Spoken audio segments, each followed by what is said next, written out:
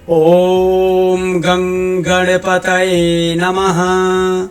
गजाननं भूतगणादिसेवितं कपित्थजम्बूफलचारुभक्षणम् उमासुतं शोकविनाशकारकं नमामि विघ्नेश्वर पादपंकजम्।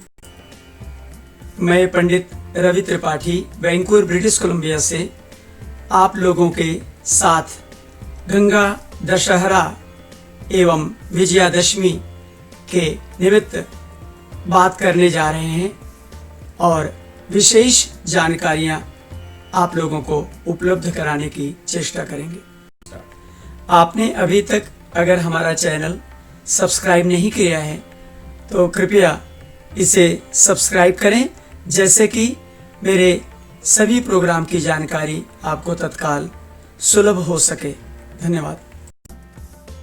जैसा कि आपको पता होगा कि वर्ष में 2 दशहरा का पर्व हम सभी मनाते हैं।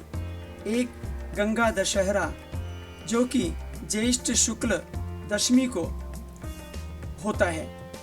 उसी दिन भगवती माँ गंगा का स्वर्ग से मृत्युलोक में अवतरण अर्थात आगमन हुआ था और उस दिन गंगा स्नान एवं पूजन इत्यादि करने से जन्म जन्मांतर के पापों का नाश हो जाता है। लेकिन दशहरा का मतलब है कि 10 प्रकार के पाप जो व्यक्ति के जीवन में होते ही रहते हैं। कायिक, वाचिक, मानसिक। कायिक पाप जो शरीर से पाप होता है वह 3 प्रकार का, और वचन से जो पाप होता है वह 4 प्रकार का, और जो कर्म से पाप होता है वह 3 प्रकार का। इस प्रकार से 10 प्रकार के पापों को हरण करने की जो शक्ति है, भवानी गंगा के श्री चरणों में स्नान करने से तत्काल व्यक्ति को शांति का अनुभव होता है। इसलिए गंगा दशहरा भगवती गंगा का ही एक बहुत पावन पर्व है और प्रतिपदा ज्येष्ठ शुक्ल प्रतिपदा से दशमी तक लोग इसको भी 10 दिवस पर्यंत मनाते हैं और बड़े ही भाव से जगह जगह गंगा मैया की आरती इत्यादि को लोग करते हैं और आनंद का अनुभव करते हैं, जो कि जून से जुलाई के मध्य ऐसा समय आता है। ये प्रथम दशहरा हुआ। और जो द्वितीय दशहरा जिसको हम विजयादशमी के नाम से जानते हैं, इसमें भी भगवती विजया जो विजय देने वाली जगदम्बा, दशमी तिथि जो है वो पूर्णा तिथि मानी गई है।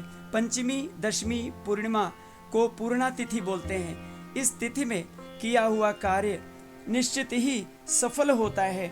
और विजयादशमी के दिन भगवान श्री राम जी ने रावण का वध किया था, अर्थात रावण को तार दिया था उसी दिन।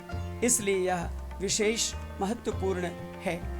और यह आश्विन शुक्ल प्रतिपदा से नवरात्रि का शुभारंभ होता है और 9 दिवस पर्यंत हम सभी नवदुर्गा की आराधना करके, या कहें 10 महाविद्या की आराधना दशमी पर्यंत करके अपनी 5 ज्ञानेंद्रियां एवं 5 कर्मेंद्रियों को शुद्ध करके, अर्थात उनमें शक्ति का संचार भगवती की कृपा से प्राप्त होता है। और हमारे जीवन में फिर महादुर्गा की कृपा, क्योंकि भगवान श्रीमन नारायण ने, कृष्ण जी ने अर्जुन को महाभारत के युद्ध में बतलाया था कि अगर तुम्हें विजय प्राप्त करनी है तो भगवती दुर्गा की आराधना करो, शक्ति की आराधना करो, तभी तुम्हारा कल्याण होगा। और अर्जुन ने भगवती दुर्गा की रणांगण में आराधना की और अर्जुन को दुर्गा माँ का शक्ति का आशीर्वाद तत्काल प्राप्त हुआ। और यह जो पूजा है यह भगवती दुर्गा की शीघ्र फलदायी है। और इसमें दशमी के दिन जो हमारे दुर्गुण हैं इसको लोग विसर्जन कर देते हैं जन्म पर्यंत, और तब भगवती की कृपा का पूर्ण आशीर्वाद हमारे जीवन में दृष्टिगोचर होने लगता है। इसमें भगवती 10 महाविद्या जो दुर्गा के ही भिन्न भिन्न रूप हैं उनकी आराधना लोग करते हैं और विशेष आशीर्वाद, क्योंकि कलयुग में जो 10 महाविद्याएं हैं जीवों पर तत्काल कृपा करती हैं, करुणामयी हैं। 10 महाविद्या में हम बतला रहे हैं ह्रीं काली तारा महाविद्या षोडशी भुवनेश्वरी भैरवी छिन्नमस्ता च विद्या धूमावती तथा बगला सिद्धविद्या च मातंगी कमलात्मिका एतादश महाविद्याः सिद्धविद्याः प्रकीर्तिताः।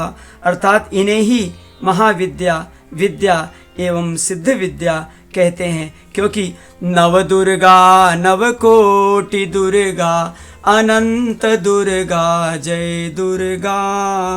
नव दुर्गा नवकोटि दुर्गा अनंत दुर्गा जय दुर्गा।